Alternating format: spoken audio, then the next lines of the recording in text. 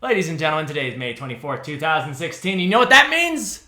It is the day that Overwatch was released to the people of the world and everyone rejoiced and history was made forever. Hey, speaking of Overwatch, today we're going to be jumping back into our Pharah piece. We're jumping back into our Pharah piece right here because we're going to be learning the differences of jumping from this point to this point. And if you couldn't tell, hey, why are we so far into the drawing already? How did we start it? This is part 3 of the series, so if you want to go back and see part 1, then click on that picture right there. But before we get into today's tutorial, we need to... See, I love this black shirt because it totally, really whitens my teeth, so when I smile... My teeth are actually not this white. Everybody says my teeth are white, but it makes them glow. It's really cool. So if you want to know a little trick, put on a black shirt. It makes your teeth look really nice. On the webcam. On the webcam. But anyway, we're getting ahead of ourselves. We need to take a stroll down the lovely lane, people. Because you guys have been being awesome and submitting your art. So thank you to everyone who has been submitting their pieces. If you'd like to go see them for yourself, just type in that tiny URL /KNKL fanart. Go like the page, submit your stuff, get featured on the show. That could be you passing right there. That awesome Pharah right there. Good stuff. Good stuff. And yeah. Come get cookies.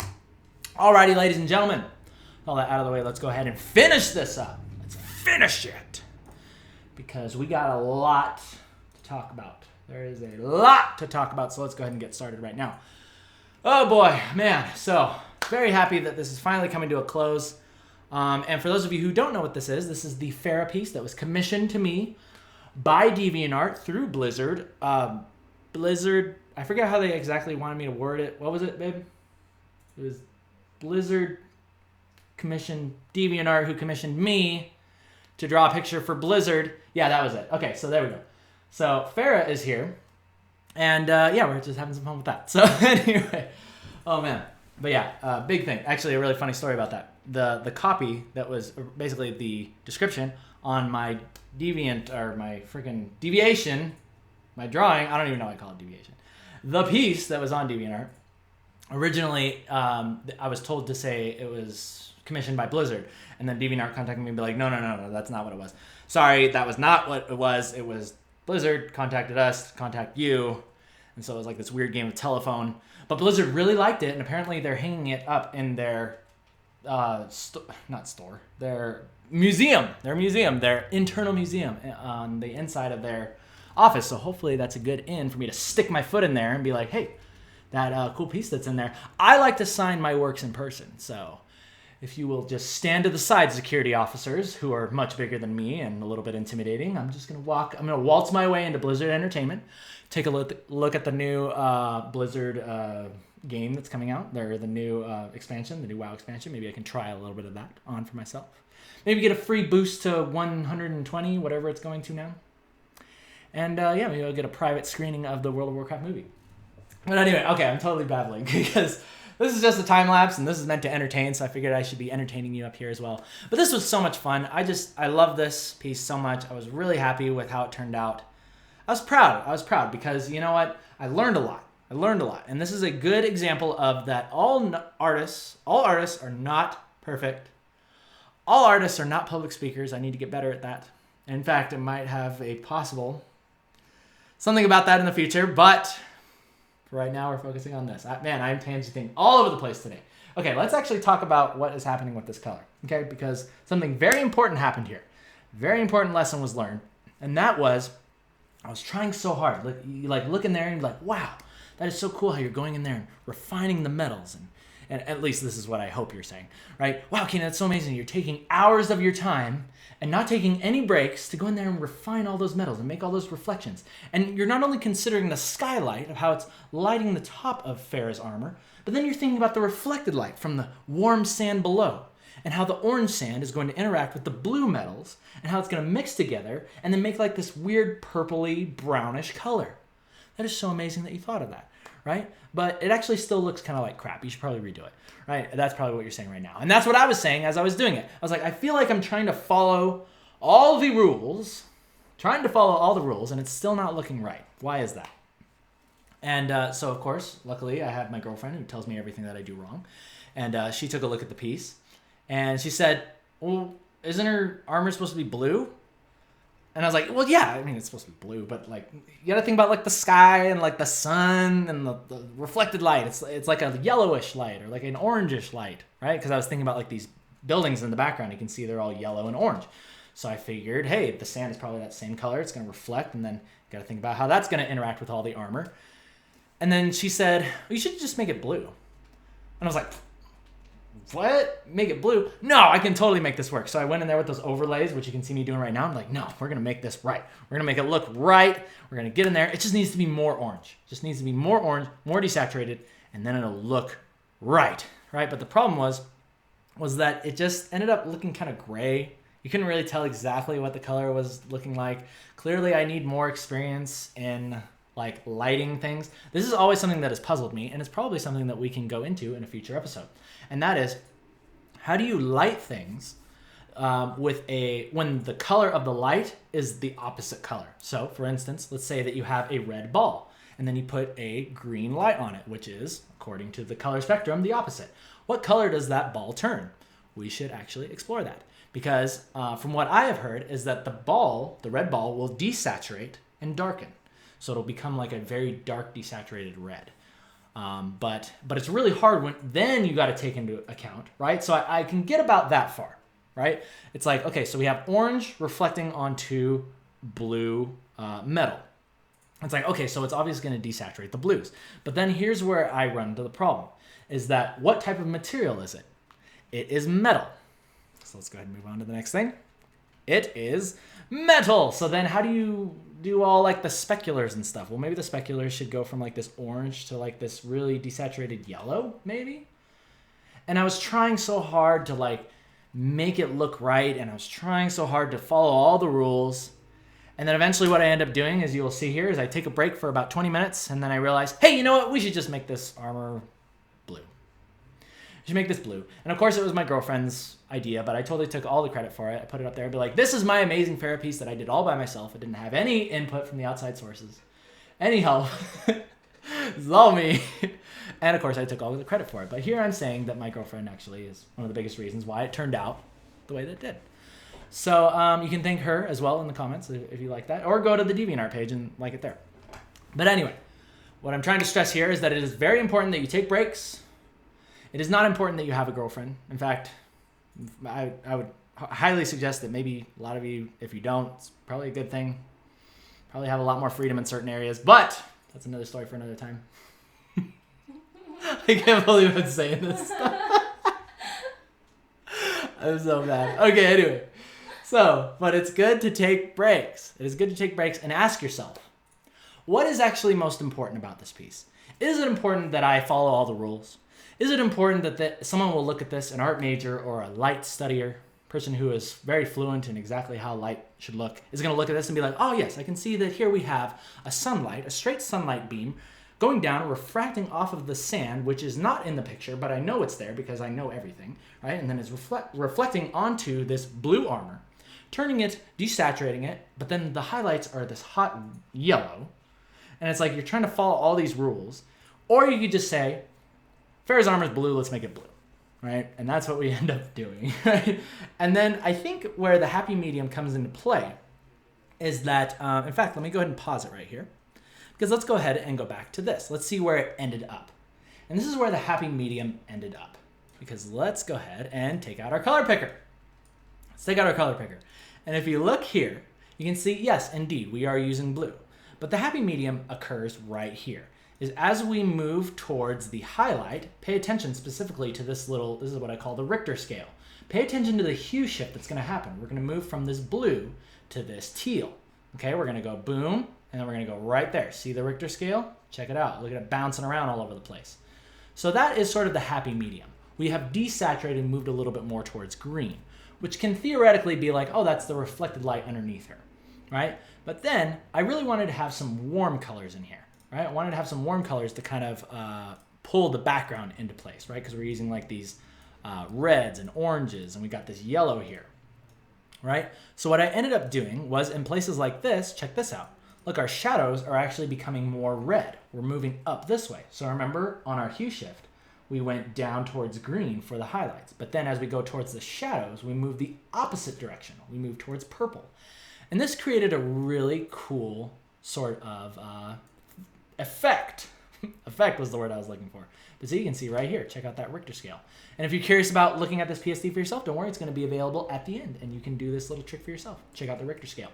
All right, but we need to get back into the actual time lapse because we got about, I don't know exactly how much longer this is going to go.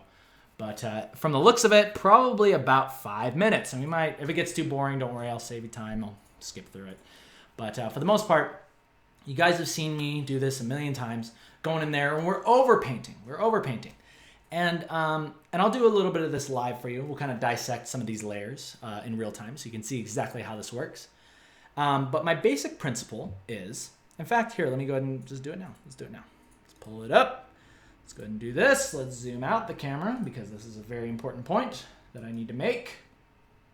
Okay, so let's go ahead and dissect these layers. Let me tell you guys what my process is in a nutshell.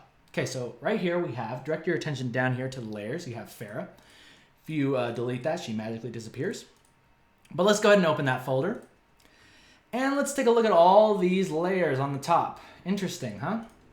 Interesting, no? Let's go ahead and group all those. And let's just call this the OP layer, right? Let's just call that overpaints because that's all stuff that happens on top of, hey, look at that layer folder. It's called lines.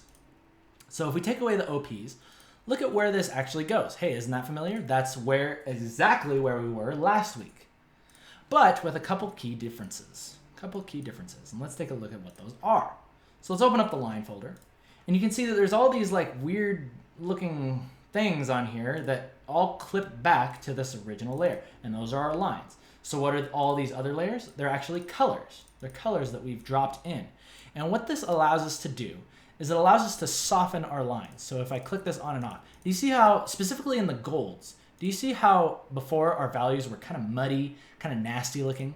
But then once we get in there and we add some warms to it, some warm colors to it, it brightens that gold up. Brightens the gold up, makes it look really nice. And by the way, if you're curious about how to create a clipping mask or what it even does, check this out. If we take it all off, see, this is all the colors that I've put on, right? But what we have done is effectively clipped it back. And here's how you do it. So if you hold Alt and then click between two layers, do you see how this icon appears? Make sure you're looking right down here. See how that changes into that little box with the arrow back to it? So see, if you click between those two layers and then you do it for the rest of these, one by one, it clips it back to the lines, which is this one right here. And see how I can move the lines, right? All on their own, but the colors kind of stay. Oh, well, that's not the best thing, but you guys get it. You guys get the way clipping masks work. That's the way I like to color my lines. And it basically, see, you can see this is the way the lines look before. See, they're all black, specifically in the face. I want you guys to look at this. This is probably the biggest area where I actually barely even overpainted the face because it just looks so nice once I put the colors on.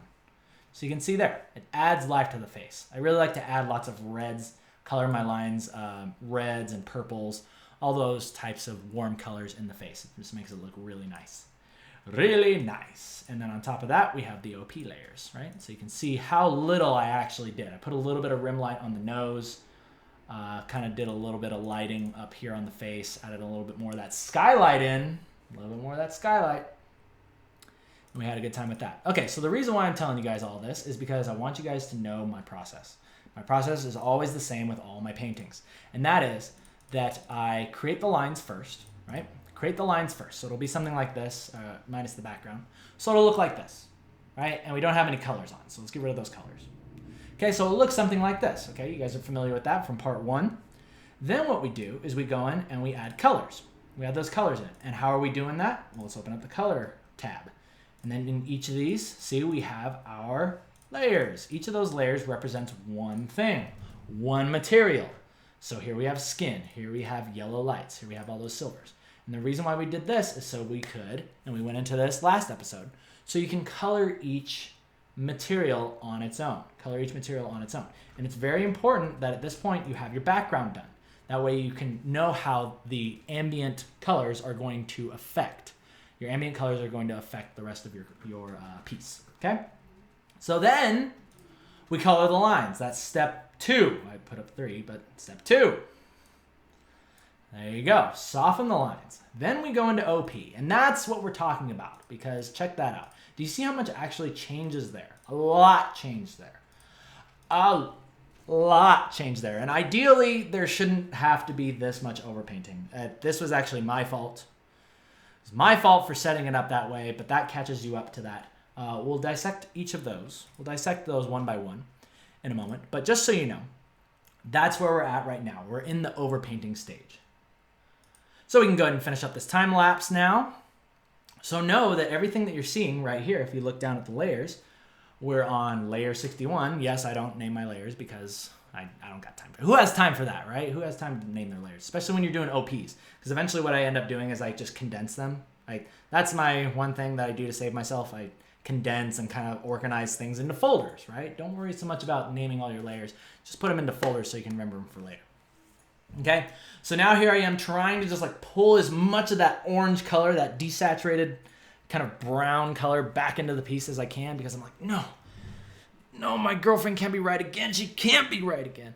And so I'm trying to just be like, no, I know how to balance this. I know how to balance this. And then eventually I just end up getting rid of the whole thing, so I was like, dang it, she was right. But hey, what else is new? So let's go ahead and finish this up. Let's go ahead and finish this thing up. We're getting to a point now where I'm like, hey, we should have just made this blue all along. Man, that looks great. It looks so awesome. I love it. And yeah, it was really fun. But just so you guys know, ideally I like to set up my painting so that way there's not this much overpainting that needs to happen. But for the cases of this tutorial, it's actually going to come in handy because I get to show you all how you can actually do that, how you can work with that should you end up in a similar situation. And this is going to lead us right into the question catapult, which I did plan. Because I'm awesome and I do stuff like that. And I also spit on my screen there. That's really awesome. At least it wasn't on the camera. That would have been really weird. It would have totally magnified my face all of a sudden. That would have been actually really cool. I would have had good aim. Just like what's that dinosaur from Jurassic Park? The one with the frills on its neck? That would have been me. I would have been the Dilophosaurus. Was it Dilophosaurus, babe? I don't know. Did you even see Jurassic Park? We watched the first 5 minutes of it. Oh, yeah. Yes, we did. And then we got bored. Yeah, but we need to watch the rest of that. So anyway, totally tangenting. But whatever. The rest of this time lapse, you guys basically know what's going on. All right, let's go ahead and fast forward a little bit more there, because this is all just overpainting. In fact, this is the point where I usually just like to tune out. I just like to tune out at this point. It's actually pretty much downhill from here. You're in render farm stage. You become a Pixar computer, and you are just rendering out materials. You're rendering out things. But here's a good thing right here. This has to do with consistency. So right here is exactly what my lighting scheme was. So it was a yellowish reflected light, which you can see right here on the golden arm guard right here, or the elbow guard. And then it goes to our nice kind of regular golden color. And then notice right here, this is the most important thing. See how it desaturates and goes towards this blue? That's me keeping in mind our ambient lights from the sky above towards the sky, coming down onto our character. Raise your elbows towards the sky. This is what our yoga teacher talks like. Right, babe? Except he says, raise your head and heart. Raise your heart towards the sky. And in this case, Pharah is raising her elbow towards the sky. So we got to make sure they have that ambient occlusion, ambient light. Alrighty, not ambient occlusion. I always use that word wrong. I used to think it was the way that the blue or the sky lights the shadows, but it's actually just the shadow that happens when something is close to something else. So, yeah, you heard it here. Kienan has finally learned what ambient occlusion means, or at least thinks he knows what that means. And that's good enough. That's good enough for today. We take small steps here on the KNKL show. So, I think this is going to call it good. Because now, let's fast forward this. Oh, we're going to move into the clouds. Okay, so let's go ahead and zoom back. By the way, sorry about the little glitchiness. This file is actually corrupted, so that's why I'm playing it through VLC. But hey, It's better than nothing. So let's talk about something very important, and this is going to lead into the question catapult.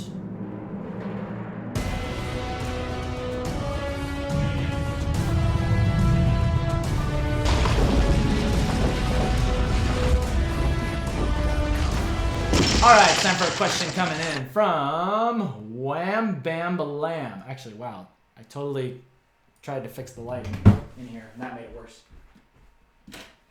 There we go. All right, this one's coming in from Wham Bam Balam. And he is asking about the chalk brush, because I know that I preach to you guys about the chalk brush. I say it's the best thing that has ever been created by man, but actually I haven't been using it as much. So I wanted to bring this question up because Wham Bam Balam is asking about how do I make the shading so smooth? How do I make that so smooth with the chalk brush? And here's the answer to that, Wham Bam Balam. I don't use it. I don't use the chalk brush. Here, let me show you what I actually do. I set up a lot of stuff with the chalk brush, and I do like it. I do like the chalk brush. But let me show you what I'm actually doing here. And this will be good because we can actually dissect some of these layers and have some fun. Okay, so the reason why, let's do a little bit of an exercise. Right here. Or actually, let me take off the OPs. Yeah, let me take off the OPs because this will kill two birds with one stone. And pardon the expression, I know that's very sad, but let's go ahead and talk about that. So here is what overpainting is all about, people. Here's what it's all about. So what I'm doing is I'm taking this base color, right? And I'm like, okay, I like this base color, but we want to introduce some more of those blues into it. And so we have gone above and beyond, above the lines, and now we're going in and we're beginning to add, okay? Now we're adding. Now keep in mind, this is OP, so everywhere we paint, this is your word is final here. Your word is final. So this can both be good and bad. It can be bad for you if you don't use your power responsibly. Okay, so I'm going in there and I'm choosing colors, and I'm beginning to just kind of throw some colors in, okay? This is more for just demonstrations purposes, so if these colors don't look perfect, then that's okay, because we're talking about blending, okay? We're talking about blending, okay? So let's say you come up with something like this, and I imagine this is about where you get to, Wham Bam Balam, and you're like, okay, it's time to get in there, and let's start blending, people. Let's start blending. And it's like, man, it doesn't look smooth at all. It doesn't look smooth at all. How do I make it look smooth? And this is the way that I do it. I use the chalk brush sort of to get things started. But then what I like to do is I like to go in there with my soft brush. For blending, I actually like to use the soft brush. And then you can either do this on a separate layer. In fact, I would suggest that you do this while you're practicing. Do it on a separate layer. Sometimes I don't just because I'm in a rush or whatever. But I'll take the soft brush, and sometimes I'll add in a couple more little details here and there, right? But the important part is right here. This is the point where I make the brush kind of big like this, and then I'll go in there and I'll blend like this. See? Now you have, and this is going to seal the deal perfectly, because check this out. So you have this nice blended material here now, right? Nice blended color with the soft brush. But then we want to clean up the edges. We want to clean up some edges. So then is when you go, this is the time where you go back to your chalk brush, clean up that edge, clean up the edge like that, okay? Because you can have a little bit of texture in there. I like a little bit of texture on the edges. It's not a big deal. No big deal. But keep in mind, this kind of goes back to what we were talking about a couple days ago. The difference between an amateur artist and a pro artist are your edges. Not just specifically on the outside. That's where I want you guys to focus right now, but also on the inside. So once you start going in there and doing stuff like this, now you're becoming professional. Now you're becoming professional. Never mind the fact that it doesn't take that much more work. Arguably not much skill, but that's the way it goes. And you can go in there and do a little bit of blending with the chalk brush after this point. All right? So stuff like that. So see? There we go. Now, because I'm awesome and this is not the best thing to demonstrate like the overpainting stage because we got to do so much. Like, look at this. Like I had to basically do that on the entire thing. I had to basically repaint all of Pharah's armor. And ideally you don't do it this way. But this answers the question as well as shows you how you can, that it's not, don't be ashamed. Don't be ashamed if you lay out your lines like this, and then you have to do a lot of overpainting. Now, the way that we could have avoided this, that's the other thing we need to talk about, is the way that we could have avoided this is, let's see, well, obviously we couldn't avoid it because I can't find the right thing. Oh, here we go. Okay, so the reason why this happened in the first place is because with our initial sketch, I put in too much darkness. I painted in too much dark values. When ideally, what we should have done is we should have treated this almost more like a 3D model, where less painting in values and more so treating all of Pharah as though she were one color, right? Imagine she's a sculpture of clay as opposed to having, you know, like dark black hair and then blue, like this dark blue suit. Like treat everything as if it was like a neutral gray. So you want to treat your values almost as if they were like an ambient occlusion layer. And we'll go more into that in another day. I don't want to confuse you guys too much. But basically, in a nutshell, I should have painted the entire thing as though it were like an unpainted Warhammer figure, right? I should have painted it more like that. So like there's more like whites coming through. But yeah, but that's the way you fix it. That's the way you fix it if you ever run into that problem. All right, let's finish this up. Because we're getting into the background, people. Time to learn to paint clouds. And I'm going to teach you guys such a cool trick for painting clouds. You are going to love me after this. At least I hope you will. I hope you'll love me and support the show, as so many of you have already, and I really do appreciate that, guys. Let's talk about painting clouds, guys, because we've got some cool stuff to learn. Okay, so the first thing that we're going to learn about painting clouds is that you should always have a reference, because guess who got it right?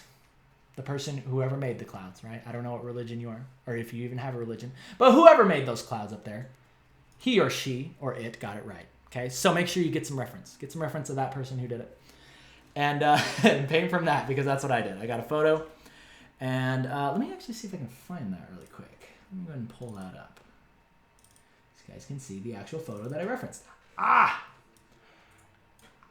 There it is. Whoa, that totally blew my face up. Okay, there we go.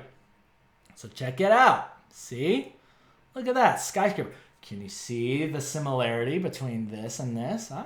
Look at that. And it also really helps out because this type of lighting was very similar to what we were doing with like the sun and the upper part kind of shining down.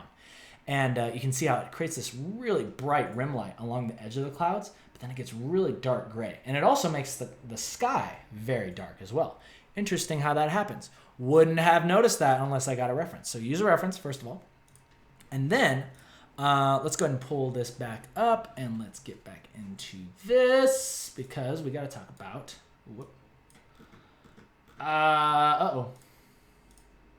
Where's the actual unblurred background? Oh, yeah. Okay.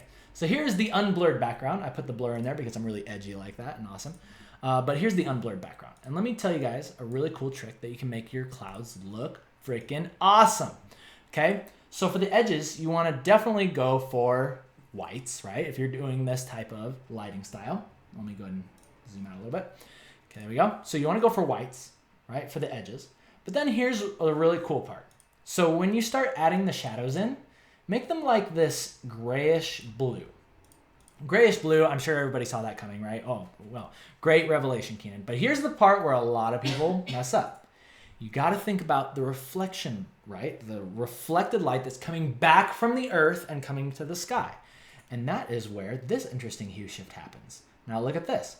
Do you see what happened right there? Look at the Richter scale. Where is it going? It's going from blue all the way up to red. How is that happening? Well, isn't that interesting? So we moved, like notice that we're staying in this gray area, right? We're staying still very bright, but notice that the hue shifts to a warm color. And the reason that that is happening is because most of the ground here is a warm color and it's reflecting back up onto the sky.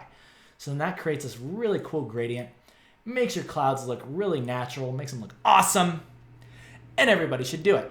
Oh, isn't that awesome? Okay, I hope you love me from that, for that. Teaching you how to draw clouds. Clouds are such a pain. I hate them, but I love them. Okay, so let's finish this sucker up. Blurred the background, blurring the character. You guys already know how to do all that stuff. It's super easy. Do I really need to teach you guys how to blur? Okay, fine. I'll teach you how to blur. I'll teach you how to blur, or at least I'll show you what the blur looks like. Okay, so look at this. There we go. Okay, alright, people. So, the way that I made this blur happen is actually, I think I just blurred all of Pharah. Did I blur all of her? Oh, no, I just blurred some key parts. I think I fixed her head there, though. But, okay, so anyway, really easy way to blur is like this. Okay, so you have your character unblurred, and then you want to get to a point kind of like this. Like, notice, most notably in the shoulder area, or sorry, not shoulder area, the elbow area. Notice how that's coming closer to you, right? This is a focal trick. Things that are closer to you are going to blur. Things that are far from you are going to blur. Things that are right in the middle, our focal point, which is Pharah's face, are going to be nice and crisp, clean. So you want to think in terms of depth. Things that are close to you, like this burner, her elbow, her hip, all these things are going to be blurred. And as they get closer to the same space, the same depth space as her face, they're going to become clearer. And luckily for us, there's not a lot of things in that space besides her actual face. And then, and things in the background, blur those things too. Hey, it also helps mask a lot of the sloppy work that you did back there, right? So if you're doing sloppy background, just blur it and it'll look good. But yeah, it's super easy. So here is a really nice way to do that. So you have unblurred character, right? You want to make it blurry. Go to Filter, Blur, Gaussian Blur. And then right here, the radius is going to determine how much blurriness your character is going to withstand. I guess in this case, let's go ahead and... wait a minute. Am I doing this right? Oh, yeah. Okay. Cool. So, shoot. Well, this is the quick way to do it. I'll show you guys the quick way to do it. Here's a good way for you to practice, and then there's a better way to do it, but I'm probably going to have to save that for another day. Probably going to have to save that for another day because we're short on time. Okay, but here's the quick way to do it. So blur the whole thing. Blur the whole dang thing, right? To your liking, okay? Then what you want to do is click this button right down here. That is going to be your mask button. Mask that sucker. And then everything that you paint black from this point, so go ahead and choose your soft brush. And because you create a new layer, right? Because you have this layer right here, you duplicated that layer, made a blurry one. Now I want you in your mask, make sure that this little thing is selected, paint black. And then notice wherever you paint black, it's gonna pull things back into focus. Wow, isn't that awesome? And arguably, I mean, I said that there's a better way to do this, but you know what? This basically does the same thing. It basically does the same thing. And the cool thing about this is that it allows you to control it. This is why it's really good for learning people, because as you erase, it'll put things blurry again. Like, check out how cool that is. You can go in there, paint black to unblur it, and then erase to re-blur it. Cool, huh? Love this stuff. I love Photoshop. So awesome. Very versatile. So that's a cool way for you guys at home to test out your blur tricks, try things out. It's as simple as getting your character onto one thing. You want to create a sticker of your character, duplicate that, create a blurry version, and then mask it. Mask it. You'll have a good time. You'll have a really, really freaking awesome piece at the end. And yeah, you can have yourself some fun with Overwatch, which I hope you guys are all playing. Hope you guys all got that game because it is freaking awesome. I haven't had a chance to play it yet. I'm just watching my brother play it, but he's really good at it. And he is very fun to watch. Alrighty, ladies and gentlemen, so that is going to end today's show. Before we go, I want to say thank you to my amazing sponsors. Thank you, Laura Bashir. Thank you, Cody Turner. Thank you, David Curiel. You guys are great. And of course, my new sponsors. Ian Crowell, Megan Quinn, Matthew Silver, and Infinite Scribbles. Thank you guys so much for sponsoring. Thank you for sponsoring the show. And if you would like to sponsor the show and or get access to today's PSD, then you can do that by visiting us on Patreon, which you can get to by clicking on this picture right here. You can go in there and dissect all these layers of mystery for yourself, as well as download all the other PSDs from the past. And yeah, if you're interested, then yes, click on Pharah right here. And with that, ladies and gentlemen, we're going to go ahead and end today's show. Thank you guys so much for joining me on YouTube. Thumbs up if you like it, thumbs down if you don't. My name is Kienan Lafferty. I'll see you guys next week. And until then, you guys take care.